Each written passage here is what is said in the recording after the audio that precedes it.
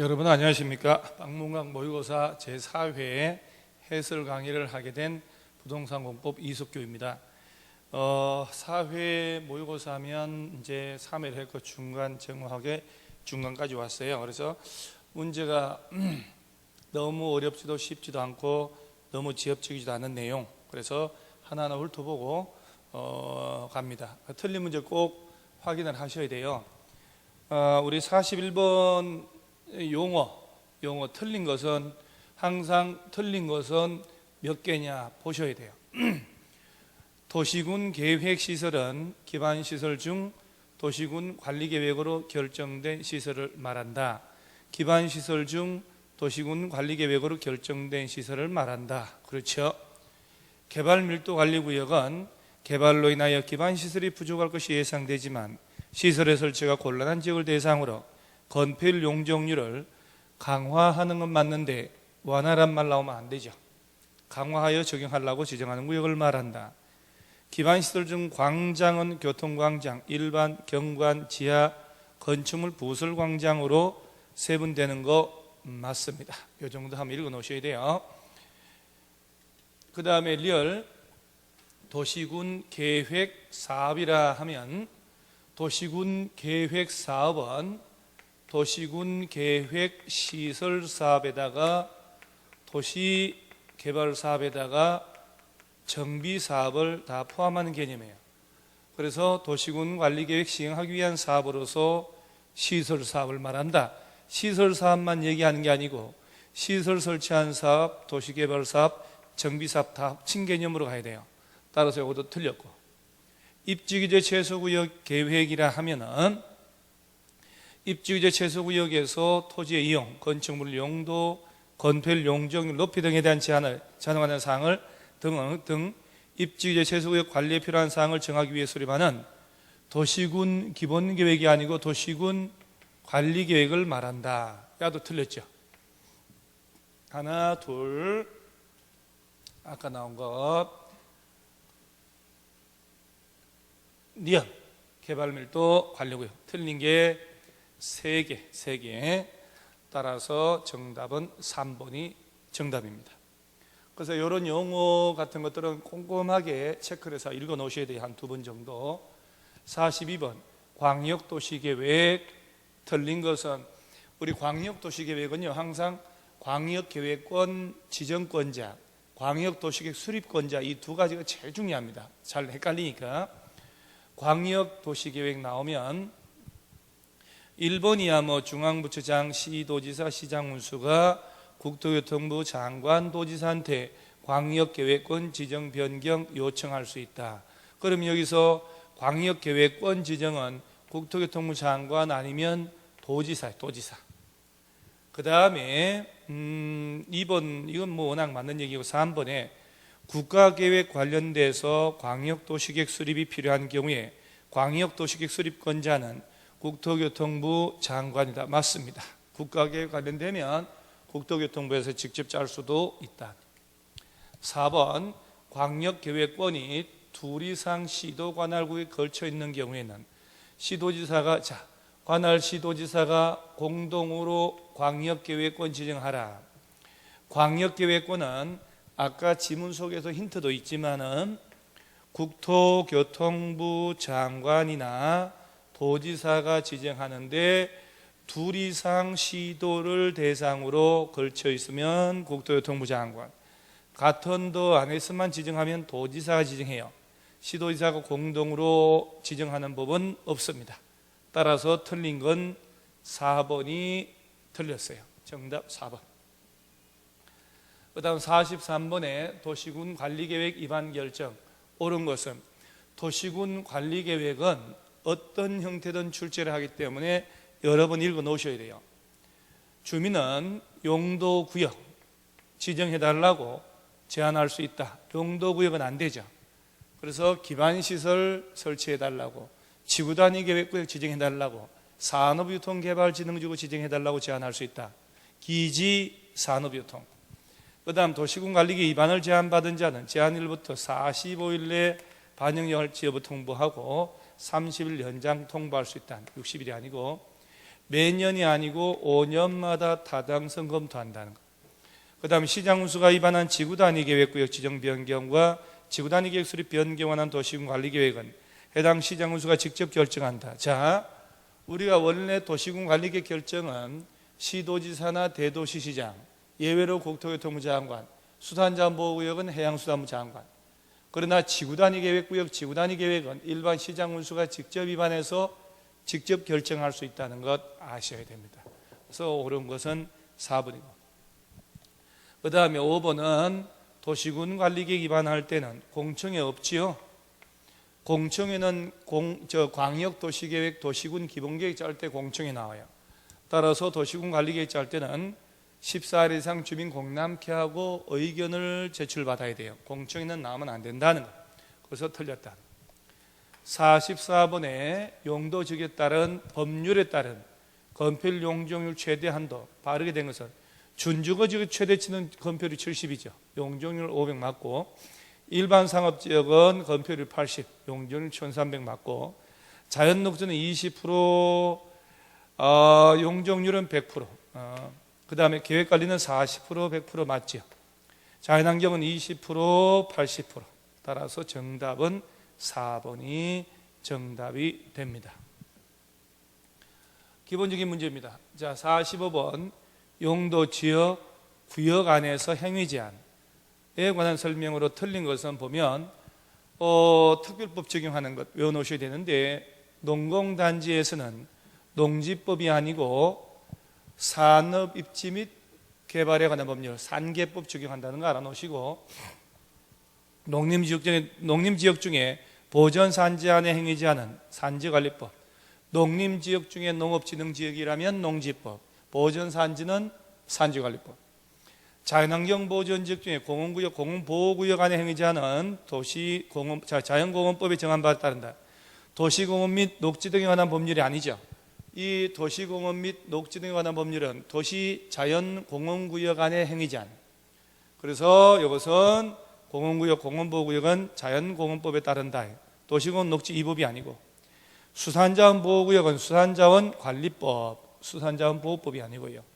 개발제한구역 안에 행위 제한은 개발제한구역의 지정 및 관리에 관한 특별조치법이 정한 바에 따른다. 따라서 야도 틀리고 정답은 2번입니다. 그래서 45번 같은 문제도 특별법 제목을 연습하셔서 외워놓으셔야 돼요. 46번 개발진흥지구, 틀린 것은 개발진흥지구 1번은 특별한 게 없고, 관광휴양개발진흥지구가 지구단위계획구역이 지정 대상이 되려면 도시지역 외의 지역이면 다 된다. 이것도 맞는 말이죠. 개발진흥지구는 도시군 관리계획의 위반 결정 절차로 지정하는 거 맞지요. 그 다음에 지구단위계획 또는 관계법률에 따른 개발계획 수립하는 개발진흥지구에서는 지구단위계획 또는 관계법률에 따른 개발계획이 위반하여 건축물을 건축할 수 없는 것이 원칙입니다. 그 다음에 우리가 건폐율 용적률 특례 들어갈 때 도시 외 지역의 개발진흥지구에서는 건폐율과 용적률 각각 개발진흥지구를 도시 외 지역에 지정한다. 건폐율은 40%, 용적률은 100% 범위 안에서 조례로 따라 정할 수 있다는 거 아셔야 돼요. 그래서 도시지역이 아닌 곳에 개발진흥지구 지정한다. 건폐율은 40%, 용적률은 100% 범위 안에서 따로 정할 수 있다. 그래서 60%, 200%가 아니고요. 건폐율 지구단위계획 짤 때 완화하는 대상하고는 관계없습니다. 47번 시가와 주정구역 틀린 것은 이거 시도지사가 지정하거나 국토교통부 장관이 지정하거나 특별할 게 없는데, 자 4번을 보시면 시가와 조정구역 안에서 농업, 임업, 어업용 축사, 잠실 등 경미한 시설 설치한다. 허가 없이 농업, 임업, 어업용 건축물도 허가를 받게 됩니다. 허가를 받아야 되고, 시가와 조정구역은 신고 대상은 없어요. 허가를 받아야 된다. 또 경미한 축사를 가구당 300이하, 퇴비사를 100이하 이렇게 경미한 것들은 허가를 거부할 수 없는 내용이다. 그래서 허가 받아야 돼요. 허가 안 받는 게 없어요. 48번 지구단위 계획구역 및 지구단위 계획으로 틀린 것은 국토교통부 시도지사 시장군수. 자, 여기서 지문은 일반 시장 군수도 지구단위 계획구역을 지정한다는 거 알아놓으셔야 돼요. 일반 시장 군수도 지구단위 계획구역 지정할 수 있다는 거. 지구단위 계획은 도시군 계획 수립 대상 지역의 일부입니다. 특별시, 광역시, 특별자치시, 특별자치도, 시 또는 군 지역의 일부만을 대상으로 지구단위 계획 짠다는 것. 그 다음에 주거개발, 주거기능 포함된 복합, 특정개발진흥지구의 지구단위 계획구역 지정하고자 할 때는 계획관리지역에 지정되어 있어야 합니다. 생산관리, 농림은 안 돼요. 그래서 외울 때 주거하고 특정, 주특이 두 놈은 계획관리지역 안에만 있을 때 지구단위 계획 짠다는 것. 주특기는 계획관리지역. 어차피 복합개발진흥지구는 주거기능이 있으면 주거, 없으면 산업하고 똑같기 때문에 언급되지 않을 것이고, 따라서 주특기는 계획관리지역 안에 있어야 된다. 산업유통개발진흥지구는 계획관리도 되고 생산관리도 되고 농림지역에서도 된다는 것 알아놓으셔야 돼요. 그래서 정답은 3번이 잘못됐다는 것. 나머지는 뭐 특별할 거 없고요. 개발행위 허가 옳은 것은 옳은 것이니까 4개가 틀린 걸 찾아야죠. 도시군 계획 사업에 의한 형질 변경은 개발행위 허가를 받을 필요 없죠. 도시군 계획 사업에 의하지 아니하고 할 때 허가받기 때문에 개발행위 허가받은 사항을 변경할 때도 허가받고 부지면적, 연면적 5% 보면서 축소할 때는 허가받지 않는 것 맞습니다. 줄여서 할 때는 허가받지 않습니다. 확대하려면 허가를 받아야 되고, 건축물 건축에 대하여 개발행위 허가받은 경우에 건축허가 받은 것으로 아닙니다. 개발행위 허가받았다 하더라도 건축허가는 따로 받아야 합니다. 조성이 완료된 기존 대지에서 공작물 설치하기 위한 형질 변경 허가받을 필요가 없지요. 조성할 때 허가를 받았기 때문에. 개발 밀도 관리구역이 아니고 기반시설 부담구역 지정된 지역에 대해서는 최장 5년간 허가 제한할 수 있죠. 지구단위 계획구역, 기반시설 부담구역 지정된 곳이 최대 5년간 제한할 수 있어요. 개발 밀도 관리구역이 아니고. 그러면 옳은 것은 다 틀렸죠. 또 2번이 맞는 거죠. 5% 범위 안에서 줄여서 할 때는 허가 안 받고. 50번 미집행 시설 부지의 매수 청구. 옳은 것을 골라봐라. 시설 부지로 묶인 지 10년 넘도록 사업 시행 안 한 그 부지에 지목이 대인 토지 소유자가 특별시 등 시장군수 등에게 매수 청구 들어간다. 건축물도 당연히 매수 청구 들어가죠. 그러면 매수 청구 들어가면 6개월 내 매수 여부를 통보하고 사기로 했으면 2년 내 매수 객수로 해서 매수한다는 것. 그 부분들이죠. 자, 이때 현금으로 주지만 소유자가 원하면 지자체인 매수 의무자는 채권을 발행해서 대금을 지급할 수 있는 거 맞죠? 정답은 나왔네요.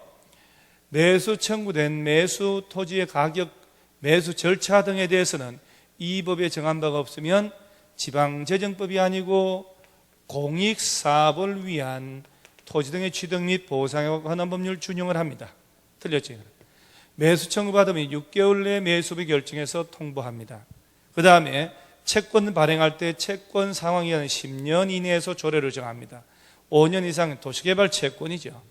그 다음에 채권의 구체적인 상환 기간과 이율은 지자체별로 조례로 알아서 합니다. 공치법이 아니고.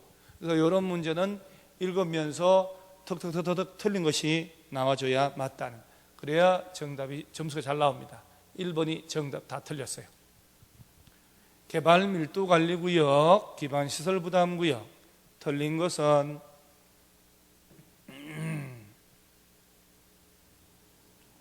자, 3번을 보죠. 주거지역에서 개발행위로 기반시설의 용량이 부족할 것으로 예상되는 지역 중에 시설의 설치가 곤란한 지역으로 향후 2년 내 당해제 학생 수가 학교 수능 20% 이상 초과한다. 얘는 기반시설 부담구역이 아니고 개발밀도 관리구역 지정합니다. 도로 상하수도 학교가 용량이 부족하다. 향후 2년 내에 20% 초과한다. 이건 전부 개발 밀도 관리고요.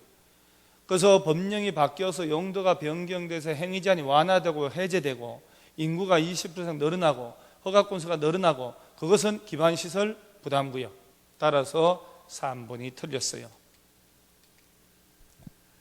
그 다음에 52번에 도시군계획 시설사업 틀린 것은 뭐 특별하게 어려운 건 없는데 행정청이 아닌 자가 비행정청이 시설사업 시행자가 되려면 토지 면적의 3분의 2 이상을 소유하고 총수 2분의 1 이상의 동의를 얻어야 해요.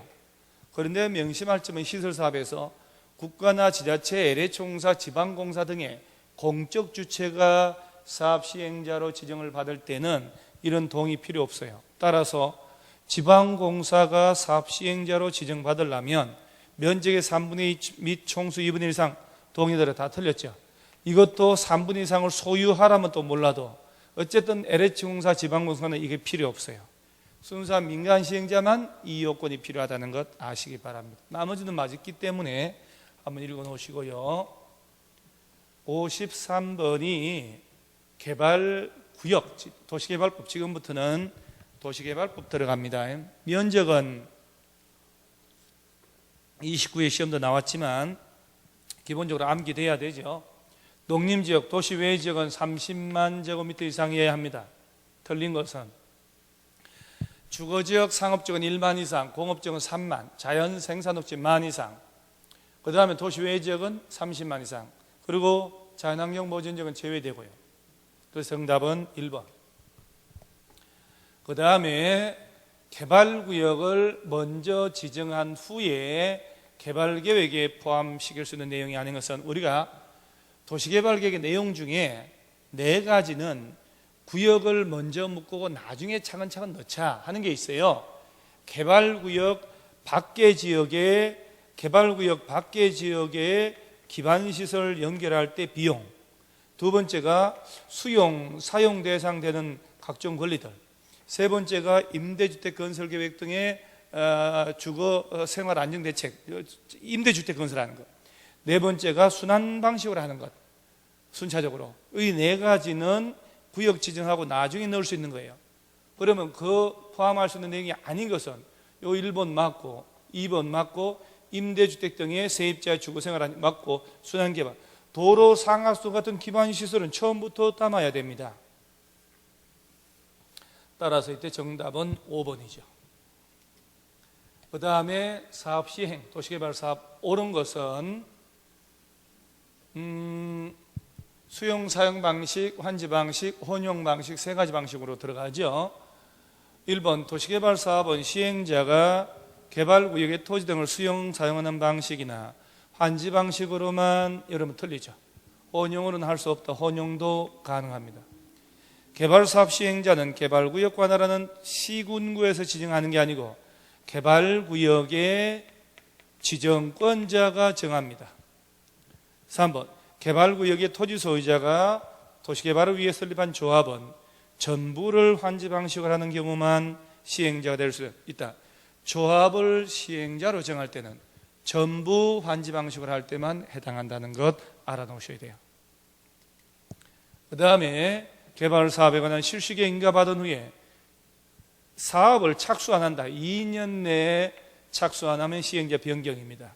그래서 여러분요, 소유자 조합을 시행자 정해줬는데 구역 지정 후 1년 내에 실시계획 인가 신청 안 하거나 인가해주고 2년 내 사업 착수 안 하거나 부도 파산 났다, 행정 처분 받았다, 그러면 시행자를 변경할 수 있어요.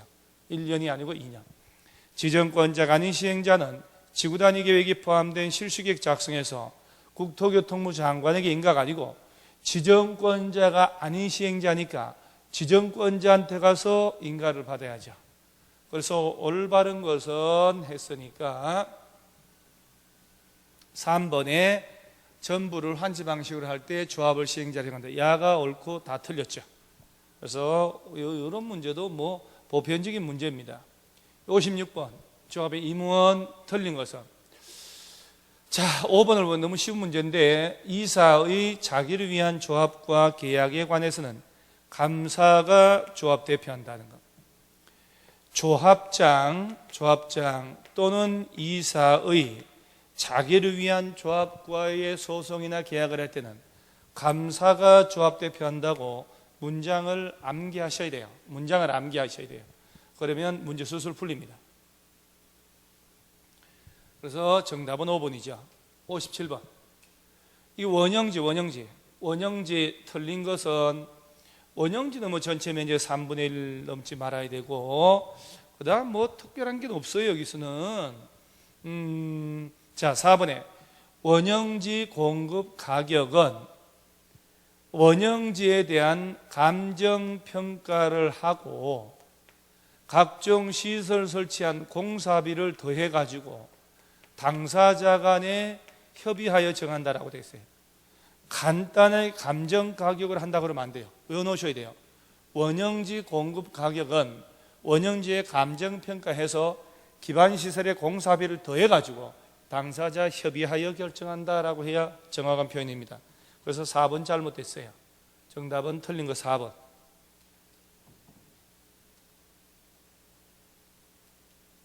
지문이 그렇죠. 58번. 환지 방식에 의한 도시개발 사업으로 옳은 것은이니까 4개 다 틀렸다는 거. 하나 빼고요. 이 지금 개발 사업의 시행자가 환지 방식이 적용되는 개발구역 안에 조성 토지 가격 평가할 때는요, 항상 감정평가를 먼저 하고 그것이 오류가 있는지 심의를 거쳐요. 심의를 거친 후가 아니고, 그래서 토지평가협의회 심의를 거치는데 그에 앞서 감정평가를 하게 돼 있어요. 그래서 감정평가가 먼저라는 것. 그 다음 2번에 환지계획 시에 고려할 사항에 환지의 위치는 해당되지만 지목은 해당하지 않는다. 종전 땅과 환지 간의 위치, 지목, 면적, 위지면, 토질, 수리, 이용 상황, 환경 다 고려해야 돼요. 위지면, 토수리환. 그래서 지목도 보고 면적도 보고 토질, 수리, 이용 상황, 환경 다 고려합니다. 야도 틀렸죠. 그 다음에 사업 시행자가 환지 예정지를 지정한 경우에 지정의 효력 발생일부터 환지 처분 공고일까지 종전 소유자, 임차권자 등은 종전 토지에 대한 일체 권리를 상실하는 게 아니라, 자, 종전 땅 주인이, 자, 종전 땅에 임차권자, 세입자 있다 하더라도 새로운 땅으로 예정받으면 예정지에 가서 사용 수익하고 종전 땅은 사용 수익을 못해요. 그런데 종전 땅은 사용 수익은 못하지만 여전히 처분권은 가지고 있단 말이에요. 여전히 처분권은 가지고 있어야 돼요. 그래서 예정지 지정하면 예정받은 땅에 가서 사용 수익하고 종전 땅은 더 이상 사용 수익할 수 없다. 예정받은 땅에 대한 처분권은 취득하는 게 아니기 때문에 종전 땅의 처분권은 여전히 가지고 있다. 이렇게. 일체 권리 상실, 이것도 틀렸죠. 그 다음에 개발사업 시행자는 환지를 정하지 않기로 결정된 토지 소유자, 임차권자 등에게 날짜를 정하여 그날부터 당의 토지나 당의 법인의 사용 수익을 정지시킬 수 있다. 이때 30일 이상 기간을 두고 미리 통지해 줍니다. 그 다음에 도시개발 사업에 있어서 임차권의 목적인 토지에 관하여 예정지가 지정되어 임대차 목적을 달성할 수 없게 된 때 당사자는 권리 포기 등을 할 수 있는 바, 권리 포기라는 손실보상은 시행자한테 가서 청구합니다. 왜냐하면 임대인은 손실보상할 법적 책임이 없기 때문에, 귀책사유가 없기 때문에, 개발사업 시행함으로써 발생한 손실이기 때문에 그 시행자가 손실보상 먼저 해주고, 그러나 이익 얻은 자 소유자에게 구상권을 행사하거든요. 5번이 정확한 표현입니다. 다 틀렸고. 정답 5번. 자, 59번 정비기본계획. 틀린 것은 자, 정비기본계획 다음에 정비계획. 정비기본계획은 14일 이상 주민공람, 정비계획은 더블 30일 이상. 그래서 틀린 게 깔끔하게 2번이죠. 다른 것들은 다 맞습니다. 60번 주거환경개선사업. 틀린 것은, 자, 여러분요, 주거환경개선사업을 할 때는 세 가지 방식, 네 가지로 할 수 있죠. 첫째, 극히 열악한 시설이나 공동이용 시설을 확충해주고 스스로 보존정비 개량하거나 전부나 일부를 깔끔하게 수용하여 쬐끔한 주택 등을 지어주거나 집을 지을 수 있도록 환지 공급하거나 관리 처분 계획 수립해가지고 주택과 부대시설, 독립시설 지어줄 수도 있다는, 혼용할 수도 있죠. 혼용. 자, 이럴 때 시설 설치해 줄 테니 스스로 보존 정비 개량해라 하는 방식으로 할 때는 시장, 군수 등이 직접 하거나 LH공사 등을 정해서 시행케 하는데, 이때 토지 등의 소유자 과반수 동의 얻으면 돼요. 나머지도 시장, 군수 등이 직접 하거나 LH공사 등을 정하는데, 이때는 토지 등의 소유자 3분의 2 이상 동의, 세입자의 과반 동의 얻어야 돼요. 세입자 세대수가 소유자의 2분의 1 이하면 세입자 동의 안 받고, 이건 반드시 외워야 돼요. 세입자는 3개월 이상 거주를 한 사람을 얘기하는 거예요. 그럼 틀린 건데 뭐 특별할 게 없어요. 금방 설명한 건데, 자, 세입자라 하면은 공남공고로부터 3개월 전부터 3개월 이상 거주한 사람이에요. 3개월 이상 거주한 사람이다. 나머지 다 맞습니다. 천재지변 등이 있으면 동의 아예 안 받고도 할 수 있습니다. 그래서 정답은 3번. 여러분, 주거환경개선사업 4가지 시행 방법, 사업 시행자 연습을 해서 머릿속에 정리를 잘 해놓으셔야 돼요. 반복하는 수밖에 없다는 것. 빈칸에 들어갈 내용. 재건축 추진위원회가 조합 설립할 때 주택단지가 아닌 지역이 포함됐다. 그러면 단지가 아닌 지역 안에 토지 또는 건축물 소유자 4분의 3 이상 및 토지 면적 3분의 2 이상 동의 없고, 재개발 조합 만들 때는 재개발은 1, 2, 3, 4 거꾸로 하면 돼요. 토지 등의 소유자 4분의 3 이상 및 토지 면적의 2분의 1이죠. 따라서 4분의 3, 3분의 2, 4분의 3, 2분의 1 나와야 되죠. 4분의 3, 3분의 2, 4분의 3, 2분의 1, 정답은 4번이 정답이 되죠. 이 연습을 자꾸 반복을 해서 외워놓으셔야 돼요. 그래서 정답은 4번이 되겠습니다. 62번. 정비사업 시행자가 사업비용 수익의 차액을 토지 등의 소유자에게 부가금으로 부과했는데 체납했다. 징수위탁을 시장을에게 위탁했다. 자, 시장군수구청장에게 위탁을 하면 100분의 4에 해당하는 위탁 수수료를 주는 건 개발법, 정비법 똑같잖아요. 그러면 20억을 줬다. 20억을 받아줬다. 8천만 원. 100분의 4, 248. 8천만 원 줘야 됩니다. 시장을에게. 정답은 2번. 100분의 4. 그 다음 관리처분 인가된 효과. 여러분 사업 시행 계획 인가 받고 인가 고시 후 120일 내에 분양 신청하라고 통지하고 분양 신청 받아서 관리 처분 계획 만들어 인가 받으면 바야흐로 그때 철거 들어가요. 사용 수익도 하지 마시고 민법 280조 81조 등을 적용하지 않고 이런 것들 들어가요. 그 효과인데 철거 들어가고 계약을 해지할 수 있고 민법 등을 적용하지 않고 사용수익 하지 마라. 그런데 투기과열지구 안에서 재건축 조합원의 정서, 지위, 양도, 양수, 알선 제한, 재건축 조합원, 주택 재건축 조합원의 지위, 요거는 제한되는 거 아니잖아요. 투기과열지구 안에서 재건축은 조합 설립 인가 후부터 안 되는 거예요. 조합 설립 인가 후부터. 요거는 이제 주택이라는 글자는 지워야 되고, 재건축 조합원의 지위 양도 못하는 것은 조합 설립 인가지 관리처분 인가가 아니잖아요. 재개발은 관리처분 인가 후부터는 교체 양도 양수가 안 된다는 것. 그래서 관리처분의 인가 효과로 볼 수 있는 경우가 아닌 것은 하면 2번. 그래서 투기과열지구 진행됐을 때 재건축 조합원의 양도 양수는 조합 설립 인가 후부터 원칙적으로 안 된다. 이렇게. 재건축, 재개발은 관리처분 인가. 2번이 잘못됐고요. 64번에 준공인가 이전고시. 옳은 것은, 자, 여기서 여러분요, 시장, 군수 등이 아닌 시행자가 공사 끝나면 시장, 군수 등에게 준공인가 받고, 시장, 군수 등이 직접 시행하면 공사 완료 고시하고, LH공사가 시행자면 LH공사법에 따라서 준공인가 처리하고 통지하면 되고요. 그러니까 이 부분들을 좀 읽어 놓으셔야 돼요. 자, 1번 정비사업 시행자가 시장, 군수 등이면 시도지사에게 준공인가 받을 필요 없죠. 공사 완료 고시만 하면 되고, 사업 시행자는 대지 건축물을 소유권 이전하고자 할 때 그 내용을 지자체 공부에 고시한 후에 이를 국토교통부에 보고하는 게 아니고 시장, 군수 등에게 보고하고, 건축물 분양받을 자는 사업 시행자가 소유권에 관한 내용을 공부에 고시한 날의 다음 날에 소유권 취득한다는 것. 다 틀렸죠. 4번 사업 시행자는 준공인가 공사 완료 고시가 있으면 지체 없이 대지 확정 청량을 하고 토지 분할하고 소유권 이전 30일 내가 아니고 지체 없이라고 합니다.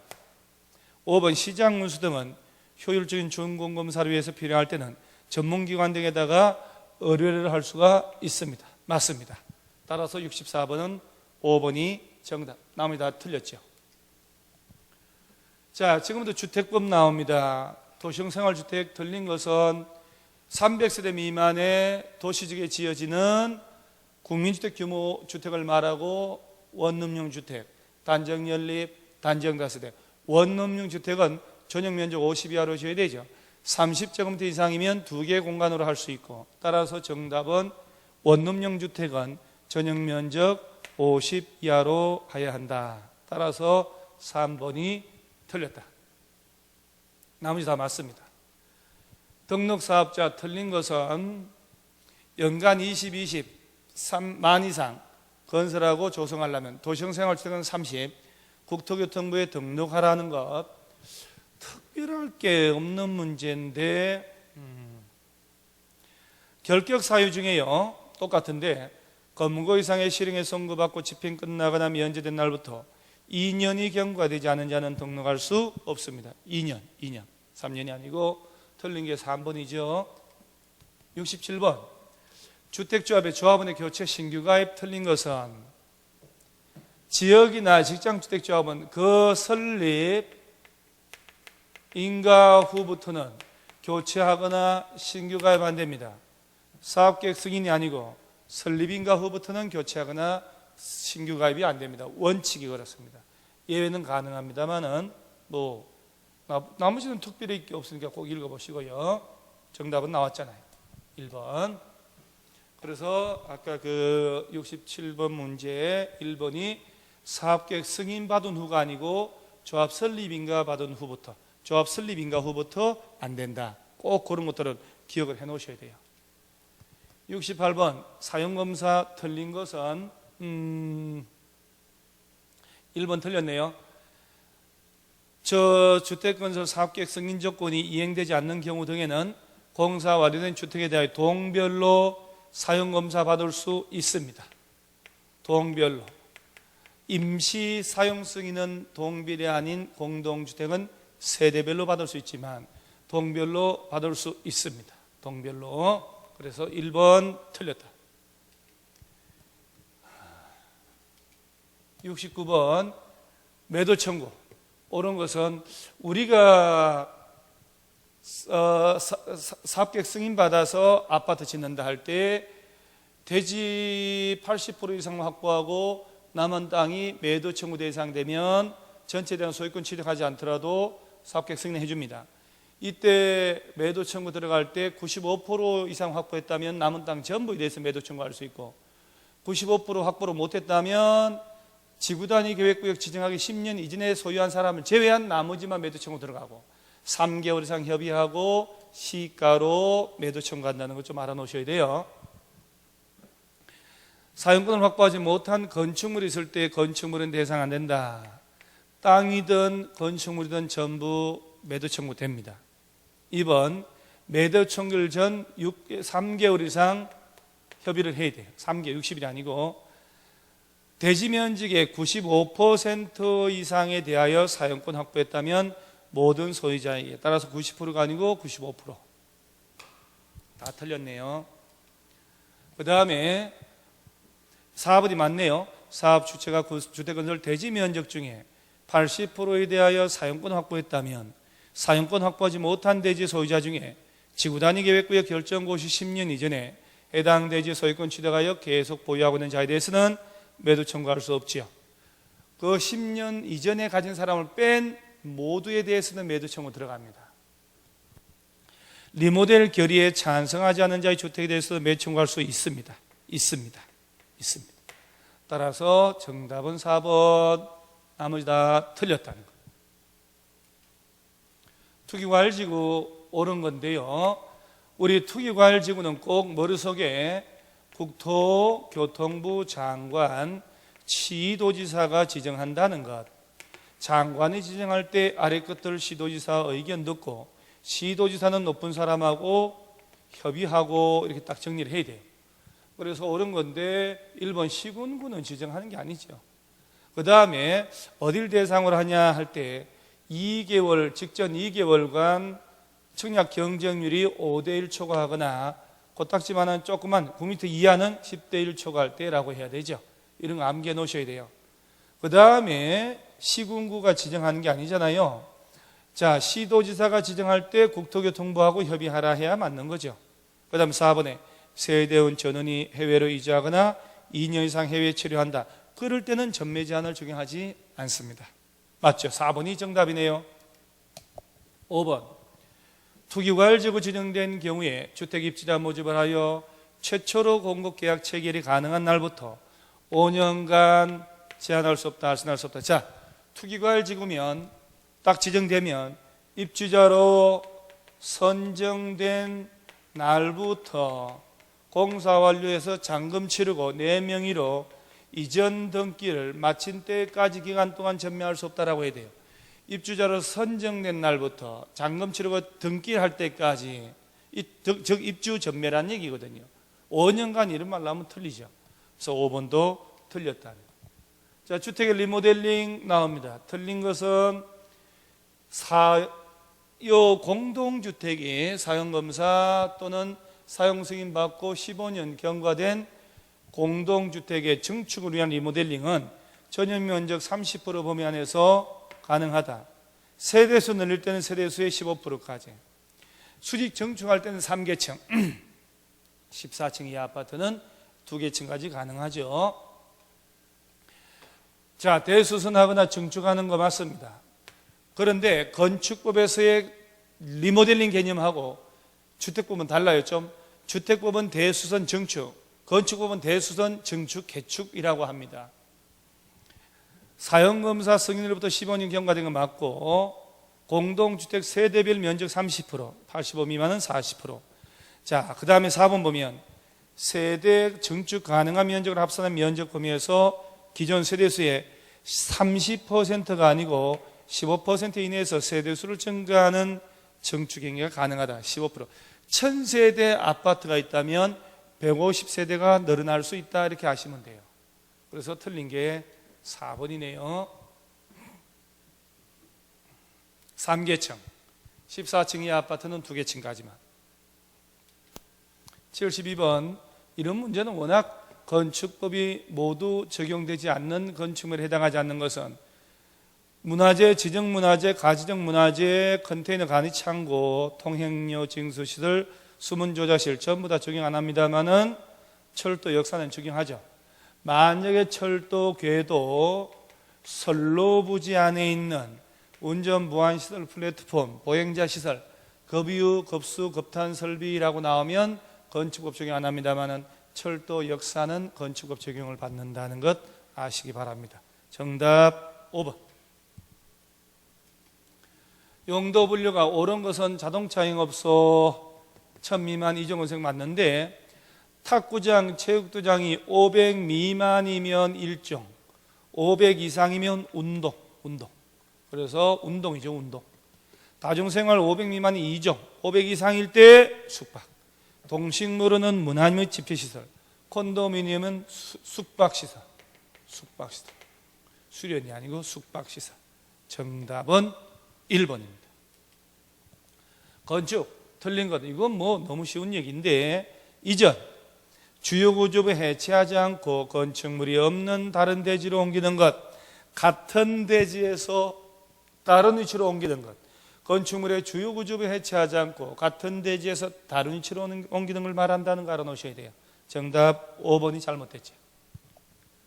75번에 자연환경 보전 지역에서 지구단위 안 지정됐음, 동업이 아닌 지역에서 건축을 할 때 건축법 규정 중에 적용하는 것은, 자, 우리가 도시지역 아니면 지구단위 계획구역 아니면 동 또는 읍지역, 섬지역은 인구 500인 이상, 인 곳에서는 모든 건축법 다 적용하는데, 이 전면 적용이 아닌 지역에 대해서는 대지와 도로 관련된 것, 도로 지정 폐지 변경하는 절차, 건축선 지정, 건축선 제한받는 것, 방화지구 제한받는 것, 대지 분할 제한받는 것, 이런 것들은 적용 안 해요. 얘가 아닌 것 찾으라는 거예요. 얘가 무조건 적용하는 것 찾아라. 건폐율과 용적률은 어디라도 다 적용하죠. 따라서 전면 적용 외의 지역에서는 건축선 관련된 거, 도로 관련된 거, 지정하는 거, 대지 분할지구, 방화지구, 이런 건 다 적용 안 합니다. 6가지. 그래서 도로 관련된 거 2개, 건축선 관련된 거 2개, 방화지구, 대지 분할 제한, 이렇게 연습을 자꾸 하셔야 됩니다. 그래서 답은 5번. 76번 문제, 건축선 틀린 것은 대지와 도로와의 경계선 원칙, 소요너비에 못 미치는 너비 도로면 그 중심선 나오면 소요너비의 2분의 1만큼 후퇴, 맞죠? 선이 건축선. 반대쪽에 경사지, 하천, 철도, 선로부지 있으면 그 경사지 등이 있는 쪽 도로 경계선의 소요 너비에 해당하는 수평거리 한선 건축선. 2번, 3번 정확하게 맞으니까 읽어 놓으셔야 되고요. 도시지역 안에서 4m 이하에서 별도로 정할 수도 있고, 그 다음 5번 틀렸죠? 소요너비 미달 도로와 도로 모퉁이의 건축선인 경우는 그 도로와 건축선 사이 면적은 대지 면적에 포함하지 않는다라고 해야 돼요. 따라서 5번이 잘못됐죠. 포함하지 않는다. 77번 건축 신고 대상인데, 자, 바닥 면적 합계 85제곱미터 이내에 증축, 개축, 재축을 한다. 물론 2층 이하일 때. 그 다음에 도시지역 아닌, 즉 관리지역, 농림지역, 자연환경 보존지역에서 200 연면적 제곱미터 미만이고 3층 미만인 건축물 지을 때 신고. 자, 여기서 여기 지금 3번 보세요.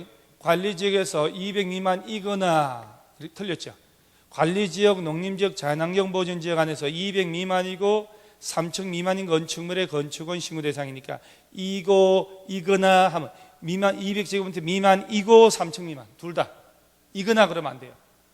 자, 여기 지금 203층 미만인 건물의 대수선도 신고 대상 맞거든요. 그래서 3번이 잘못됐다. 연면적 합계 100 이하 건축물의 건축이니까 신축도 포함하고 3m 이하 높일 때도, 그 다음 표준 설계도서를 건축하는데 조례를 정한다든가, 그 다음에 공장 지을 때 공업지역 안에 2층 이하인 건축물로서 연면적 합계 500 이하 건축물 지을 때 공장, 그 다음에 읍면 시골의 농업용 창고는 200, 축사, 작물 재배사 등등은 400 이하는 신고하고, 신고 대상이면 신고 1년 내 공사 착수하고 1년 내 착수해야 되지만 착수기간 1년 연장해 줄 수도 있다는 것. 78번 건폐율 용적률 옳은 것은, 건폐율은 대지 면제된 건축물의 바닥 면적이 아니고 건축 면적의 비율이죠. 용적률 산정할 때 연면적에는 지하층의 면적을 포함시키지 않는다. 이해가 맞죠? 정답 2번. 건폐율 건축법 규정을 통하여 국토법상 건폐율 최대 한도를 강화하여 적용하지만 완화할 수 없다. 건축법으로 강화도 되고 완화도 됩니다. 없다. 틀렸다. 하나의 대지에 건축물이 둘 이상 있으면 용적률 제한은 건축물별로 각각 하는 게 아니고 대지에 여러 동의 건물이 있더라도 용적률은 300%, 200%, 그 연면적 합계 전체가 대지의 300%, 200% 이렇게 전체를 적용해야 돼. 각각 300%, 각각 300% 인정하지 않습니다. 도시적에서 건축물이 있는 대지를 분할할 때 건폐율 기준, 용적률 기준, 높이 제한, 초과하게 되는 분할은 허용하지 않습니다. 따라서 정답은 2번이 맞습니다. 지하층은 용적률에 빠진다는 것. 79번 농지 해당하지 않는 것은, 자, 농지는 전답 과수원으로 되어 있거나 또는 전답 과수원이 아니어도 농작물이 경작지를 이용하고 있다, 뭐 계량시설의 부지다, 다 농지인데 2번 같이 지목이 전답 과수원이 아닌 토지로 아예 전답 과수원이 아니란 말이에요. 농작물 경작지 단생식물 재배지로 계속해서 이용되는 기간이 3년 미만이면 농지로 보지 않습니다. 3년 이상일 때 농지로 봐요. 전답이 아닌데, 과수는 아닌데 일시적으로 농사 짓고 있다, 무 심고 배추 심고 3년 이상 해야 농지로 본다는 거 아셔야 합니다. 그래서 답은 2번. 80번 농지 전용. 옳은 것은 워낙이 농지 전용은 농지 전용의 허가는 농림축산식품부 장관이 합니다마는 농업진흥지역 내외로 해서 농업진흥지역 내에서는 3천 미만은 시군구에 위임하고 3만 사이는 시도지사한테 위임을 했거든요. 넘을 때 장관이에요. 농업진흥지역 외에서는 3만 미만이 시군구, 3만 30만 사이가 시도지사, 넘을 때만 장관이 해요. 농업진흥지역 안에서는 3천 미만은 시군구, 3천 이상 3만 미만은 시도지사한테 가서 전용 허가를 받게 됩니다. 이 정도는 외워놓으셔야 돼요. 자, 농업진흥지역 안에서는 3천 미만은 시군구, 3천 3만 사이가 시도지사, 3만 넘을 때 장관. 농업진흥지역 벗어나면 3만 미만은 시군구, 3만 30만 시도지사, 넘어가면 장관. 이해합니다. 그 다음에 농지 전용 허가를 취소 등을 할 때요, 취소 각종 조치 명령을 할 수 있다, 임의적 사항인데 2번처럼 농림부 장관, 시군구청장은 거지 그 밖에 부정하게 전용 허가 신고한 것이 판명되면 전용 허가를 취소하여야 한다. 농지법에서는요, 거짓으로 전용 허가 받았다, 뭐 각종 이럴 때는 임의적 사유지만 공사 중지 등의 각종 조치 명령 위반할 때만 취소하여야 한다라고 합니다. 이거는 취소하거나 각종 조치를 할 수 있다, 임의적 사유가 돼야 돼요. 그래서 공사 중지 등의 각종 조치 명령 위반할 때 반드시 취소하는 사유. 틀렸죠. 타용도로 일시로 갔다가 돌아온다, 일시 사용 허가 받을 때는 농지 보존 부담금을 내지 않고 복구비를 내야 돼요. 복구비.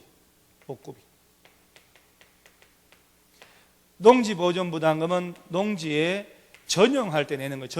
전용 허가, 전용 신고할 때, 전용의 협의, 전용할 때 내는 게 농지 보존 부담금.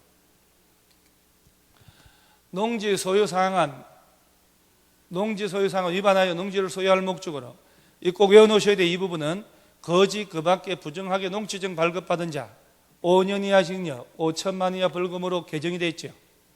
그래서 거지 그 밖에 부정하게 농지증 발급받았다, 5년 이하 5천만 이하 벌금이라는 거 3년 3천만 원에서 바뀌었어요. 5년 5천만 원.